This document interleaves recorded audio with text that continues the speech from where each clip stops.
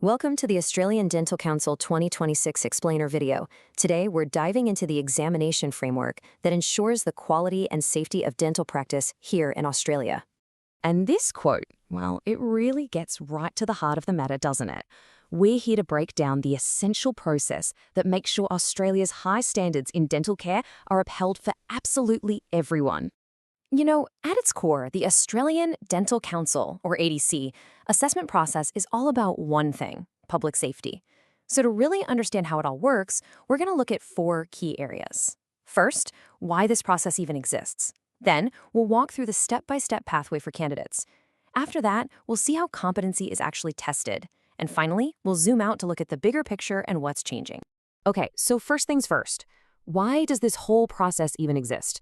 Well, to put it simply, the ADC assessment is the one and only pathway for any overseas-trained dental practitioner who wants to register in Australia. It's a system designed to guarantee that every single practitioner, no matter where in the world they trained, meets the exact same high standards we expect here. And, we're not just talking about dentists here. As you can see, this process applies to a whole range of dental professions.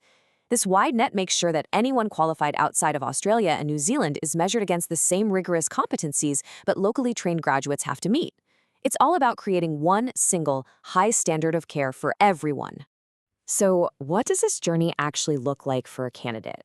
Well, it's a very structured three-stage process that's been designed to thoroughly assess a practitioner's skills and knowledge from every angle. This image gives us a fantastic bird's-eye view of the pathway.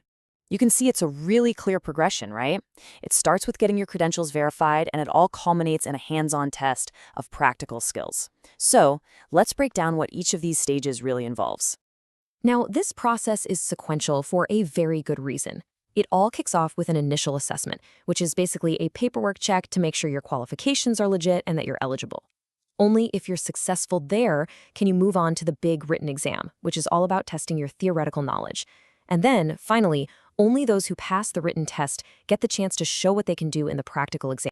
So you might be wondering, how does the ADC make sure these exams are fair, consistent, and that they really cover everything? Well, they use a really specific and clever method called blueprinting. Blueprinting is an absolutely crucial concept here. You can think of it like a a blueprint for the exam itself. This map makes sure that every single test covers the full spectrum of skills and knowledge a practitioner in Australia needs, and it links every single question directly back to the national competency standards. The two main exams are designed to test completely different things. The written exam is all about what you know, your clinical judgment, your theoretical knowledge, all tested with scenario-based questions. The practical exam, on the other hand, is all about what you can actually do, testing your hands-on clinical and technical skills in a simulated, real-world environment. Now, that practical exam for dentists is especially intensive. It actually spans 2 full days. As you can see in the table, day 1 is all about technical precision. Think things like restorative procedures on mannequin heads. Then, day 2 shifts gears to focus on broader clinical skills. This is done using a series of simulated patient scenarios in a format called an OSCE. You can think of it like a series of practical stations, where each one presents a different clinical challenge you have to solve. And it's really important to know that this rigorous process isn't just set in stone. The ADC is constantly reviewing and updating its procedures to make them more efficient for candidates, but always maintaining those incredibly high standards of safety and care. For example, a recent change streamlined the process for candidates who are seeking a skills assessment for migration, making the document submission part of it much more logical. And looking ahead, more updates are coming in 2026 for the dental hygiene and therapy practical exams. They're being restructured around what are called clusters of competencies just to better reflect modern practice. So, at the end of the day, successfully navigating this entire pathway is a massive achievement. It means a practitioner has proven they have the knowledge, the judgment, and the clinical skills needed to practice safely and effectively here in Australia. That makes them eligible to apply for their registration. And this question really gets to the core of why this all matters so much.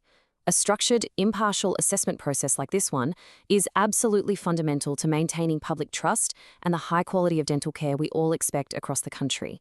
It's really how the ADC safeguards the health of all Australians. Please subscribe and share for further updates.